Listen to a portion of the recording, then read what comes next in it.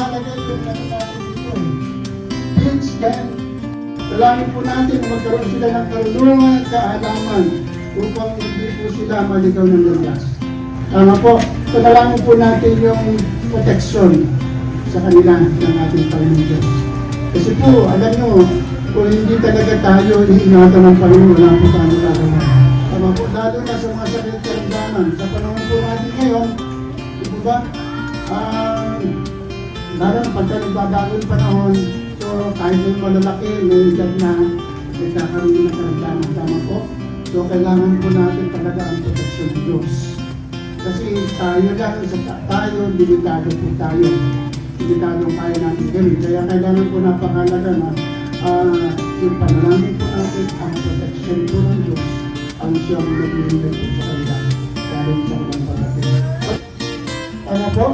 Kasi alam niyo po na ay the survey, almost 70 or 75% na ang paglaki ng mga bata, ito po ay namamana at nakukuha sa mga decisions.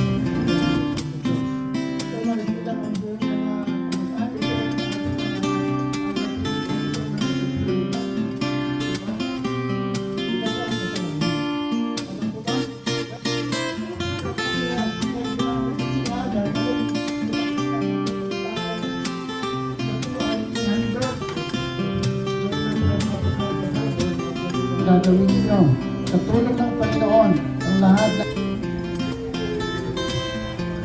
kaya kayo po ay nangangako na magsisikap na upang magtatag na dumating ang panahon na lumaki na si Kristo at tawagin siya ng Panginoon. Pangako ba ninyo na hindi ninyo sa pagkakait sa ating Panginoon?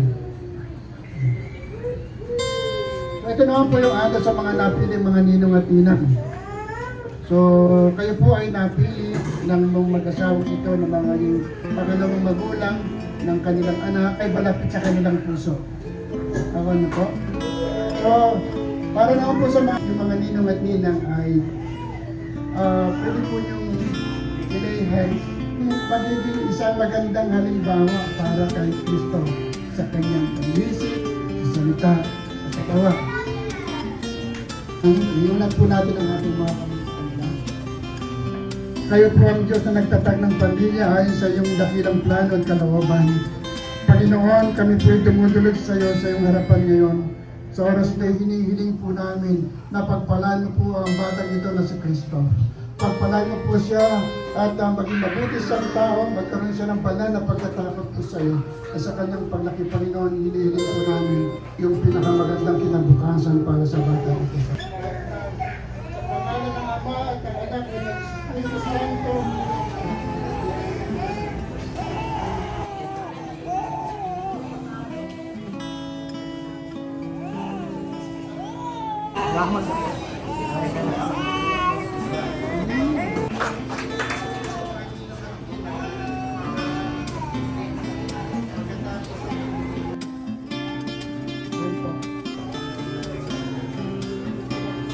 Sa inyong mga kapatid.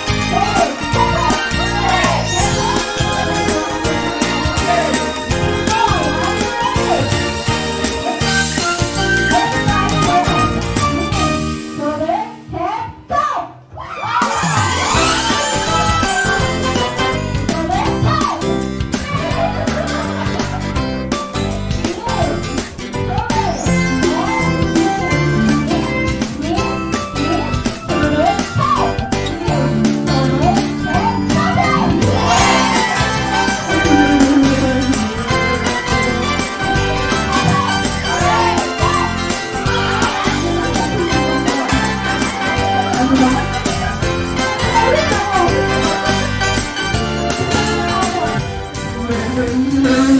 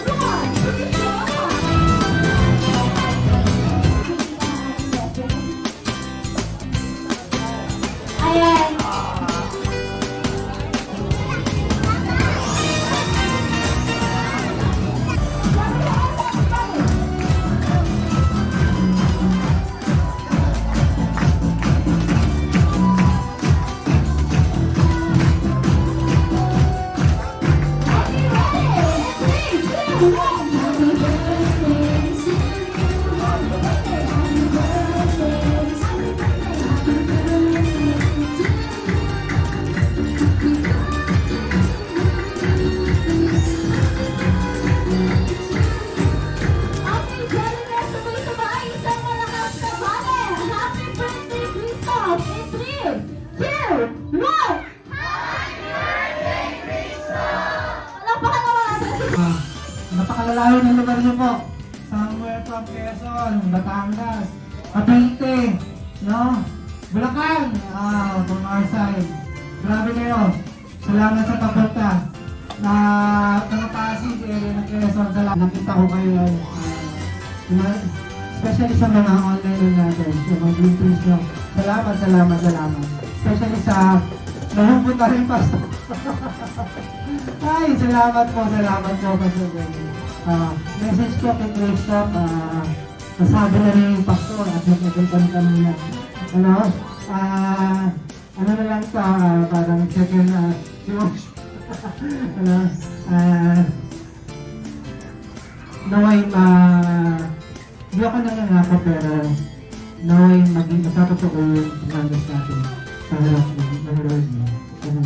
Na mapalaki na hindi na ayos, itapon sa Diyos at lumapat sa kapatid. 4, 3, 2, 1! Please stop your main on glorious heaven! Lahat ng mga salamat sa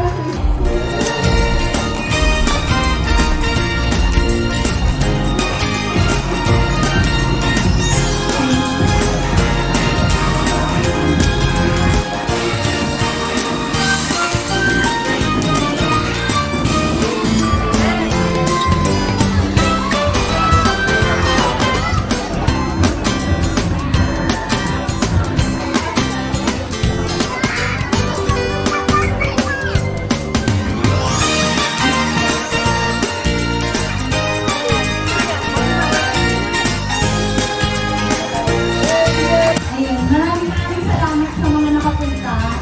Actually, unexpected. Akala ko talaga, kasi dami talaga. Actually, na-exceed pa sa expectation namin mag-asawa. So, thank you so much. Yun lang. Sana nag-enjoy din kayo kasi nag-enjoy na.